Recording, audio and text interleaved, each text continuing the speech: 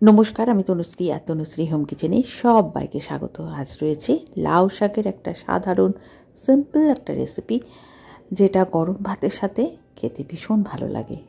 প্রথমে লাউ শাকের আঁশ ছাড়িয়ে নিতে হবে ডগা থেকে, পাতা থেকে।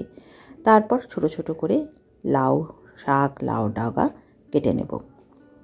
আজ তৈরি হচ্ছে লাউ শাকের নিরামিষ চচ্চড়ি বা তরকারিও বলা যেতে পারে।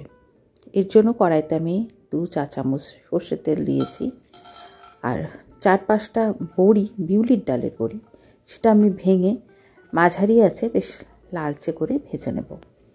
বড়িগুলো ভাজা হয়ে গেলে বড়িগুলো তুলে রাখবো একদিকে, একটা প্লেটে তুলে নিয়েছি। এবার একটা 400 গ্রাম ওজনের কুমড়ো, সেটা আমি ছোট ছোট করে টুকরো করে নিয়েছি। এখানে কুমড়ো আমি আলুর পরিবর্তে ব্যবহার করেছি, চাইলে কুমড়োর বদলে আলু ব্যবহার করতে পারো। এবার 1/2 চামচ নুন দিয়ে মাঝারি আছে বা আঁচ বাড়িয়ে 3 থেকে 4 মিনিট কুমড়োটা ভেজে নেব। তো মিনিট 4-5 আঁচ বাড়িয়েই আমি কুমড়োটা ভেজে সেটাও আমি আলাদা করে তুলে রাখবো। এবার আরও 1 চামচ সর্ষের তেল দিয়েছি, 2টো শুকনো লঙ্কা দিয়েছি। প্রথমে শুকনো লঙ্কাটা একটু কম আছে লালচে করে ভেজে নেব।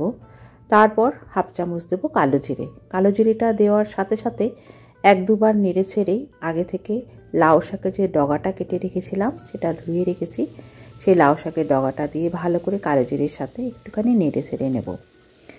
এই সময় 1/2 চামচ করে হলুদ আর 1/2 চামচ নুন অ্যাড করে দেবো। দিয়ে কম আঁচেই আমি ভালো করে নেড়ে ছেড়ে এটা ঢাকা দিয়ে রান্না করে নিতে হবে যতক্ষণ না লাউয়ের ডগাটা সেদ্ধ হয়ে যাচ্ছে। এটা তার কোনো রকম জল পড়বে না, সবজি থেকেই জল বেরোবে, সেটাতেই লাউয়ের ডগাটা সেদ্ধ হয়ে যাবে। লাউয়ের ডগা আমি 3 থেকে 4 মিনিট ভাজার পর, মানে ঢাকা দিয়ে আমি ভেজেছি, তারপর লাউ শাকটা দিয়ে দিলাম। লাউ শাক দিয়ে ভালো করে নেড়ে ছেড়ে শাকটাও আমি 3-4 মিনিট একদম কম আঁচে ঢাকা দিয়ে রান্না করে নেব। শাক থেকে বেশ খানিকটা জল বেরিয়েছে, শাকও কিন্তু সুন্দরভাবে সেদ্ধ হয়ে গেছে। খুব সহজ একটা রেসিপি। এর সাথে আগে থেকে ভেজে রাখা কুমড়ো দিয়েছি, চাইলে আরও কিছু সবজি মেশানো যেতে পারে, তবে আমার কাছে হাতের কাছে কুমড়ো ছিল।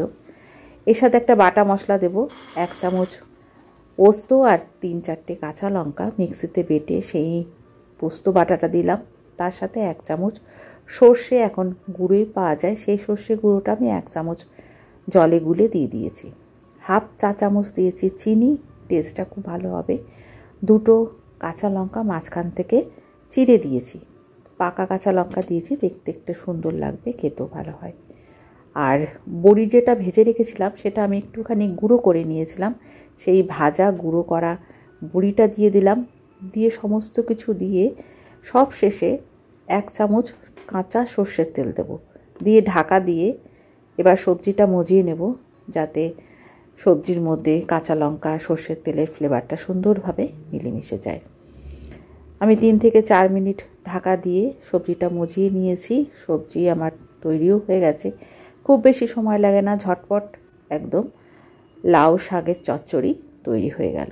তো এরকমভাবে নিরামিষ লাউ শাকের তরকারি গরম ভাতের সাথে অপূর্ব লাগে। এই সিজন চেঞ্জের সময় অনেকের জ্বর হচ্ছে, আর জ্বরের পর মাছ মাংস তো খেতে ভালো লাগছেই না, মাছ মাংসের গন্ধ, পেঁয়াজ রসুনের গন্ধ সহ্য হচ্ছে না, তখন কিন্তু এই ধরনের লাউ শাকের চচ্চড়ি খেতে বেশ ভালো লাগবে গরম ভাতের সাথে। ওপর দিয়ে একটু ভাজা বড়ি আমি ছড়িয়ে এটা পরিবেশন করেছি। তো বন্ধুরা, আজ এই পর্যন্ত, আবার চলে আসবো নতুন কোনো ফ্লেভার নিয়ে। আজকের রেসিপি কেমন লাগলো অবশ্যই কমেন্ট করে জানাবে, ভালো লাগলে লাইক করে পাশে থাকবে।